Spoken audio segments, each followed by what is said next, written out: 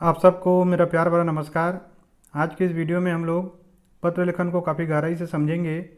इसके बाद आपके मन में पत्र लेखन को लेकर कोई प्रकार का डाउट नहीं रहेगा और ये मान के चलिए कि आपको पत्र लेखन में पूरा मार्क्स मिलेगा। तो सबसे पहले समझेंगे कि पत्र लेखन के आवश्यक तत्व अथवा विशेषताएँ क्या क्या हैं। तो सबसे पहले देखिए, पत्र लेखन एक कला है, मतलब हर व्यक्ति इसको अलग अलग ढंग से लिख सकता है और इसका फ़ायदा हमको तभी होगा जब हम आदर्श पत्र यहाँ पे लिखना सीखेंगे। और किन चीज़ों से हम आदर्श पत्र लिखना सीख सकते हैं, तो उसमें है पहला भाषा। तो देखिए, भाषा एक विशेष तत्व है। भाषा जो है ना, शिष्ट और विनम्र होना चाहिए। इनमें हमको ऐसे शब्दों का उपयोग करना है जिससे सामने वाला के हृदय जो है ना गदगद हो जाए, जैसे कृपया है, धन्यवाद है। इससे जो पाठक का मन है सीधा आपसे जुड़ता है। उसके बाद जो दूसरा इसका प्रमुख है वो है संक्षिप्त। अभी सबके पास समय बहुत कीमती हो गया है, इसीलिए हमको लंबे पत्र नहीं लिखना चाहिए। हमको ऐसे शब्दों का उपयोग नहीं करना चाहिए जिससे जटिलता बढ़े। उसके बाद है स्वच्छता या साफ़ सफाई। देखिए, जो पत्र हम लिख रहे हैं ना, वो सरल और स्पष्ट होने के साथ साथ अगर कागज़ में लिख रहे हैं तो अक्षर जो हैं एकदम सुंदर होना चाहिए और साफ़ होना चाहिए। फिर चौथा है रुचिपूर्ण।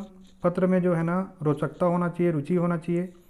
हमको ऐसे शब्दों और वाक्यों का प्रयोग करना है कि पढ़ने वाला उसमें भाव विभोर हो जाए। इसके लिए हमको आदरणीय, प्रिय, महोदय आदि शब्दों का उपयोग करना चाहिए।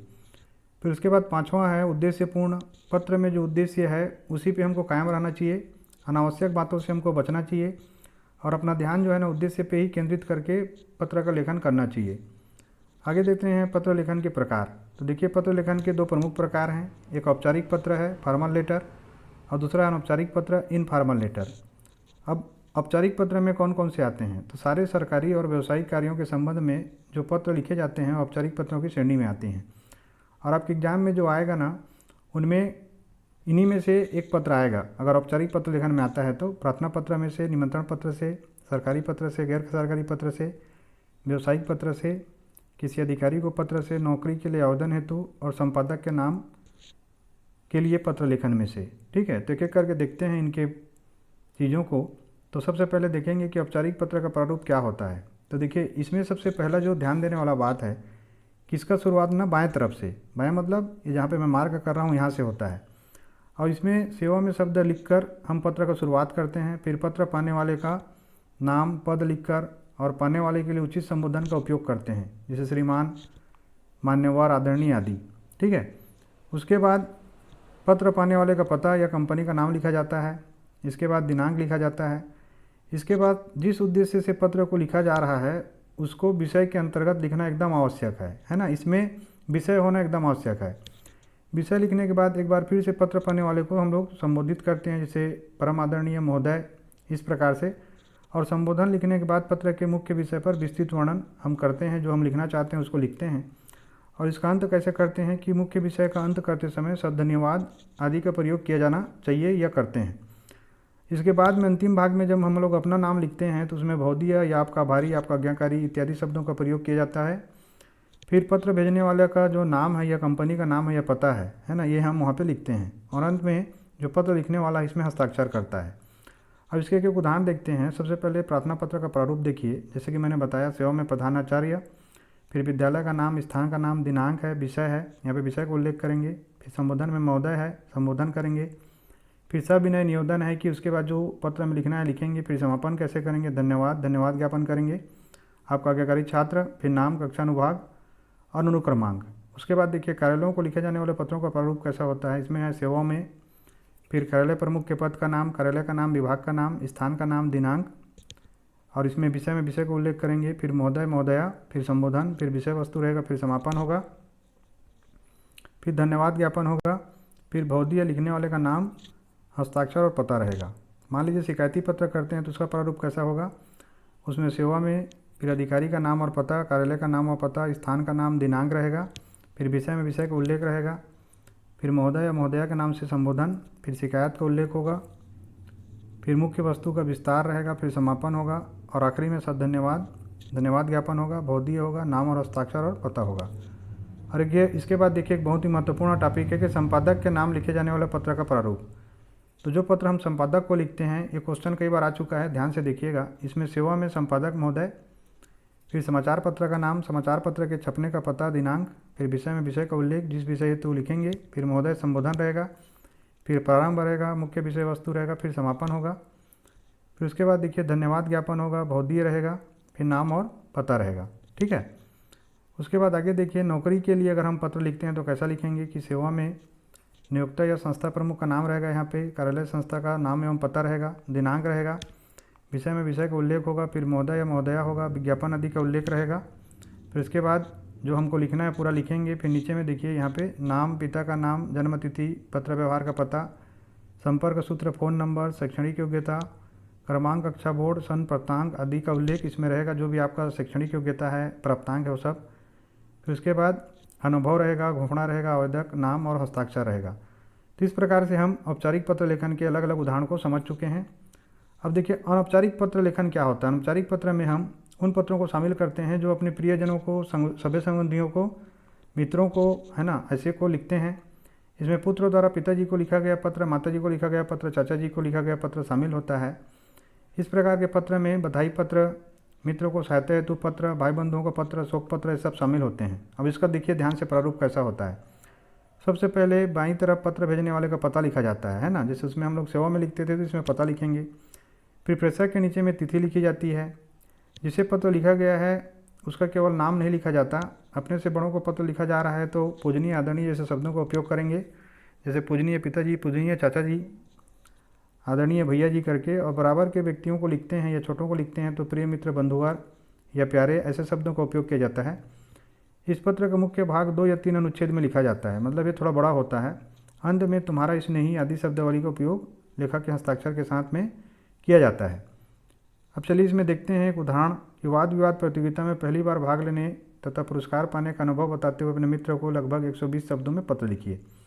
तो देखिए जैसे कि मैंने बोला है कि जिसको हम पत्र लिखेंगे उसके लिए सबसे पहले पता लिख देंगे कि मकान संख्या 5/123 राजौरी गार्डन, नई दिल्ली। फिर दिनांक लिखेंगे, प्रिय मित्र, सप्रेम नमस्कार। अब देखिए यहाँ पे हमने लिखा है कि आशा है तुम सानंद होगे। जैसा कि तुम्हें पता ही है कि विद्यालय में विद्यार्थियों के सर्वांगीण विकास के लिए प्रतियोगिताओं का आयोजन किया जाता है। मैंने भी पहली बार अपने सदन की ओर से हिंदी वाद विवाद प्रतियोगिता में भाग लिया था। यद्यपि मैंने इसके लिए बहुत परिश्रम और अभ्यास किया था, किंतु मंच पर आने से पूर्व मुझे घबराहट हो रही थी।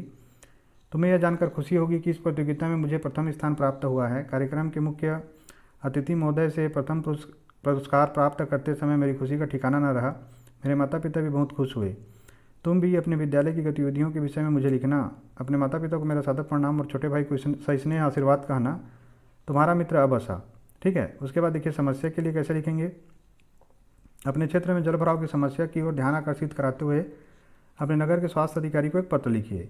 तो सेवा में श्रीमान स्वास्थ्य अधिकारी, दक्षिण नगर निगम, नई दिल्ली। तो बच्चों ये चेंज होते रहेगा ना, सेवा में रहेगा, बाकी जो पता है चेंज होते रहेगा प्रश्न के अनुसार।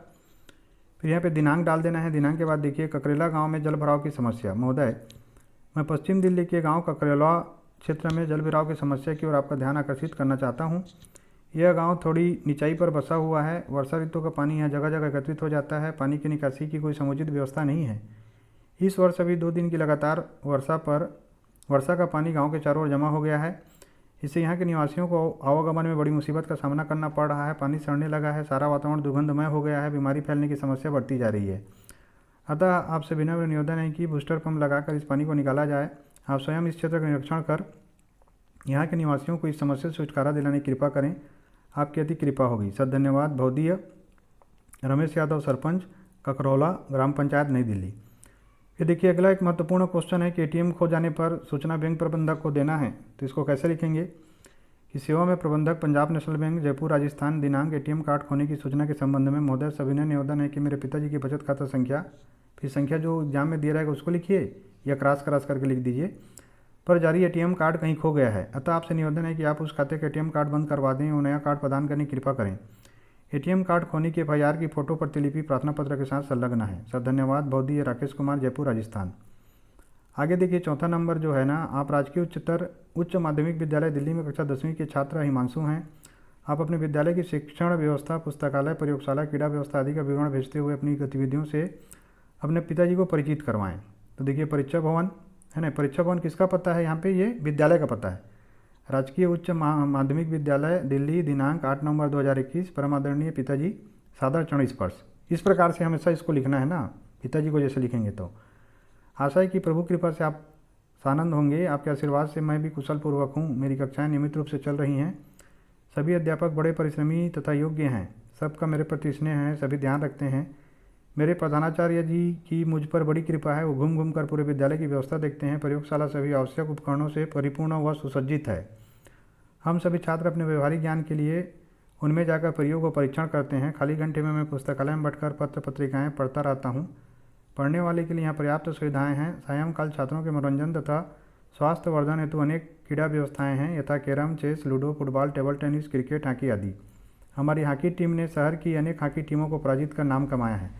मैं हॉकी टीम का कप्तान हूँ। आप किसी बात की चिंता ना करें। पूज्य माता जी की बहुत याद आती है, उन्हें मेरा चरण वंदन। बड़ी बहन को नमस्ते, छोटे भैया को प्यार। आपका प्रिय पुत्र हिमांशु। आगे देखिए, आपने अपने आसपास अनेक निरक्षर बच्चों को घूमते देखा, उन्हें साक्षर बनाने के लिए कदम बढ़ाया। अपने मित्रों की इस अभियान की जानकारी देते हुए पत्र लिखिए। तो देखिए बच्चों, अब ये वीडियो लंबा हो जाएगा, वीडियो को पॉज करके आप पढ़ लीजिएगा, है ना। ये इस प्रकार से रहेगा। आगे का जो उदाहरण है इसमें कि सूचना और संचार माध्यमों की बढ़ती लोकप्रियता के कारण पत्र लेखन पीछे छूट गया है। पत्र लेखन के महत्व को रेखांकित करते हुए अपने मित्र को एक पत्र लिखिए। तो देखिए, इसको भी आप वीडियो को पॉज करके अच्छे से समझ सकते हैं। इसमें 7वां है, आपके विद्यालय में खेलकूद संबंधी सुविधाओं की कमी है, इस ओर ध्यान आकर्षित कराते हुए कक्षा मॉनिटर की ओर से अपने विद्यालय के प्रधानाचार्य को पत्र लिखिए। बच्चों, महत्वपूर्ण है, इसको ध्यान से सुनिएगा, याद कर लीजिएगा, दोहरा लीजिएगा, एग्जाम में आ सकता है। तो इसमें लिखेंगे, सेवा में प्रधानाचार्य कखगा विद्यालय नई दिल्ली दिनांक। विषय खेलकूद संबंधी सुविधाओं के अभाव के संबंध में महोदय, विनम्र निवेदन यह है कि मैं इस विद्यालय की 10वीं स कक्षा का मॉनिटर हूँ। यह विद्यालय पठन पाठन की उत्तम व्यवस्था एवं उच्च शिक्षण व्यवस्था के लिए प्रसिद्ध है, जिसका प्रमाण विगत कई वर्षों का उच्च परीक्षा परिणाम है। श्रीमान जी, विद्यालय में यदि किसी चीज़ की कमी खटकती है तो वह खेलकूद संबंधी सुविधाओं की। हम छात्र प्रतिवर्ष खेल प्रतिस्पर्धाओं में भाग लेते हैं, पर कोई पुरस्कार उपलब्धि अर्जित नहीं कर पाते हैं। कई साल पहले हमारा विद्यालय खेलों में भी पदक जीता करता था।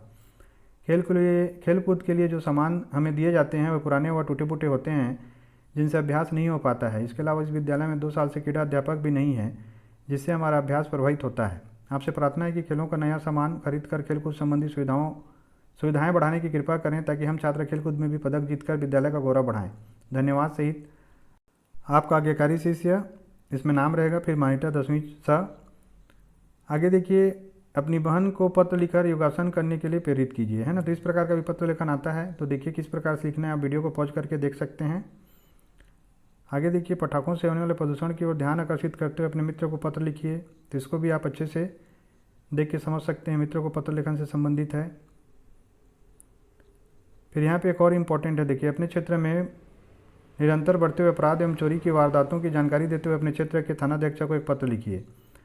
तो इसमें कैसे करेंगे, सेवा में थानाध्यक्ष अबसा नगर दिनांक। विषय शहर में बढ़ते अपराधों की तरफ ध्यान दिलाने हेतु।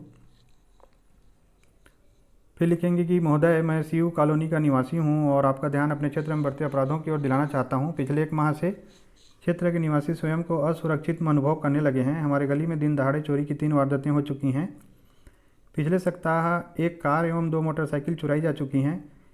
चेन झपटने की घटनाएं आम हो चुकी हैं। कुछ युवक आवारा घूमते रहते हैं। लोग डर के कारण रात को घर से बाहर नहीं निकलते। इस क्षेत्र में पुलिस की सख्त कार्रवाई की जरूरत है। कृपया आप अपने सिपाहियों को गश्त लगाने का आदेश दें और अपराधी लोगों को पकड़कर दंडित करें। मैं आपका आभारी रहूँगा। धन्यवाद भौदी। जो भी रहेगा एग्जाम में उसको यहाँ पे लिखना है भौदी की जगह में, ठीक है।